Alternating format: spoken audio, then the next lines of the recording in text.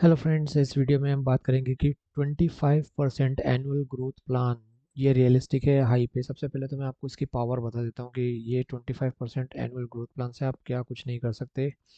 मान लीजिए कि आप 5,000 रुपये ही मंथली इन्वेस्ट कर रहे हैं और आपने क्योंकि 20 सालों के लिए इन्वेस्ट किया है 25%, 20 सालों के लिए इन्वेस्ट किया है 25% पे। या अभी मान लीजिए मैं 5 सालों के लिए करता हूँ 5,000 रुपयों को, तो आप 5,000 रुपये इकट्ठे करके 5 सालों में 6 लाख रुपए इकट्ठा कर रहे हैं, सिर्फ 6 लाख।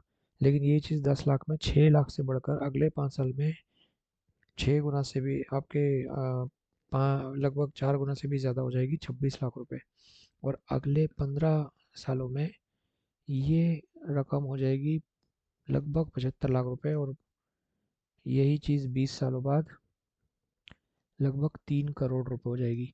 अगर आप इसी चीज़ को कंपेयर करें 20% से, तो ये लगभग लगभग 1.5 करोड़ रुपए, यानी आधी भी नहीं है। तो भी 5,000 रुपये से ही इतनी बड़ी वेल्थ आप इकट्ठी कर सकते हैं। और अगर आप 5,000 की जगह 5 लाख रुपए लमसम जमा करते हैं और आप इसको 20 साल के लिए जमा करते हैं लमसम, तो आप उन 5 लाख रुपयों को 7 करोड़ रुपयों में कन्वर्ट होते देख सकते हैं।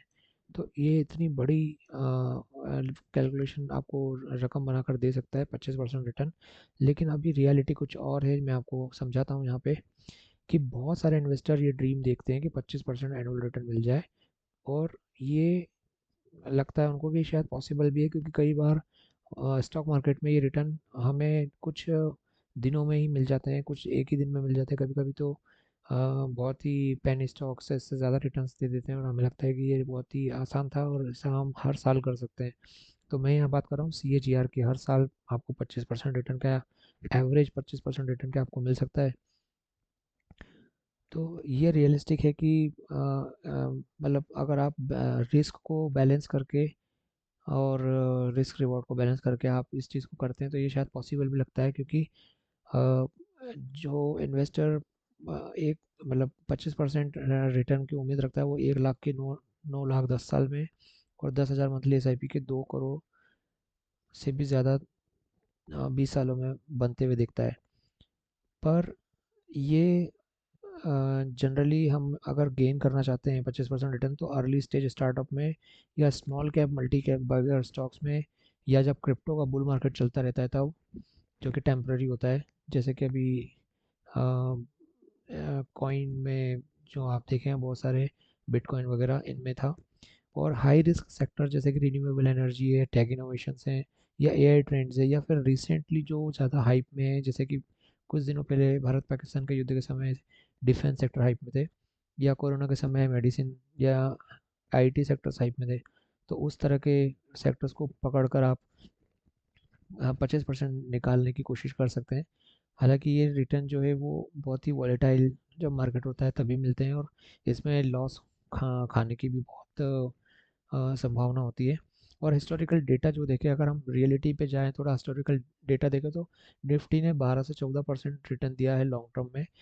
म्यूचुअल फंड्स ने 10 से 16% तक रिटर्न दिया है लंबे टर्म की अगर बात करें तो। और बहुत सारे टॉप परफॉर्मर इन्वेस्टर्स हैं, स्मॉल कैप फंड हैं, इनफैक्ट बहुत सारे अच्छे स्टॉक ब्रोकर्स भी हैं, मार्केट ट्रेडर्स हैं, उन्होंने 18 से 22% रेट निकाला है स्टॉक मार्केट से। लेकिन 25% तो बहुत ही कंसिस्टेंटली, मतलब रियलिस्टिक नहीं दिखता है इस आंकड़ों के सामने। इनफैक्ट वॉरेन बफेट और राकेश झुनझुनवाला भी 20% के आसपास ही एनुअल रिटर्न वो प्राप्त कर पाए हैं।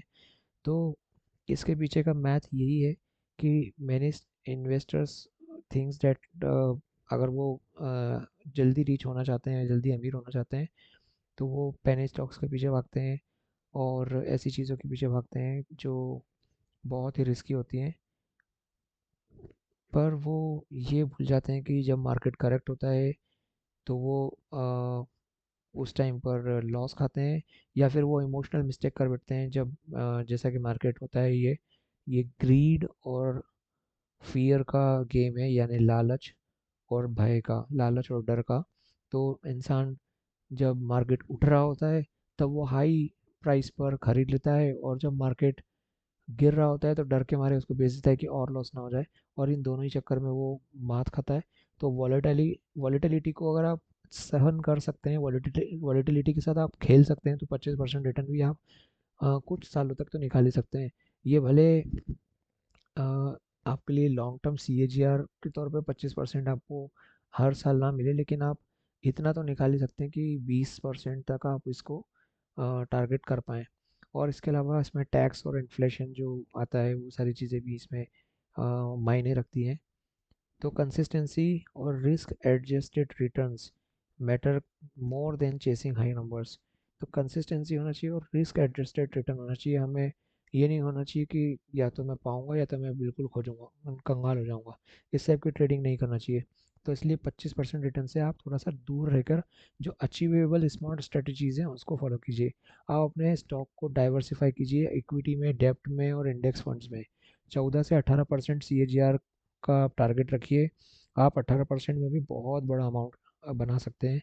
मैंने इसके ऊपर काफ़ी वीडियोस बनाए हैं कि 18% के आधार के ऊपर आप कितना बड़ा कॉर्पस इकट्ठा कर सकते हैं अगले 10-20 सालों में, विद डिसिप्लिन इन्वेस्टिंग। और री इन्वेस्ट कीजिए जो भी डिविडेंड्स मिल रहा है, और लॉन्ग टर्म के लिए इन्वेस्टेड बने रहिए। और जब भी कोई हाइप आता है, हाइप ड्रिवन और स्पेकुलेशन होती है, उन चीज़ों से थोड़ा दूर रहिए। 25% CAGR भी आपकी वेल्थ को हर 5 साल में डबल कर देता है, इसलिए इसको भी कम मत समझिए। तो 25% एनुअल ग्रोथ साउंड्स एक्साइटिंग, बहुत अच्छा लगता है सुनने में, पर बहुत सारे इन्वेस्टर ये एक्चुअली यही कहेंगे आपको कि ये एक हाइप है than reality. Focus on consistency, patience and quality investment instead of chasing unrealistic returns. So be realistic, stay invested and let compounding do its magic. आप 18% तक उम्मीद रखिए, और इसी आधार पर आप आगे बढ़ेंगे तो आपको आपके रियलिस्टिक रिटर्न्स मिलेंगे। आपको कुछ ऐसे रिटर्न्स मिलेंगे जो आप सही में प्राप्त कर सकते हैं। Thank you very much.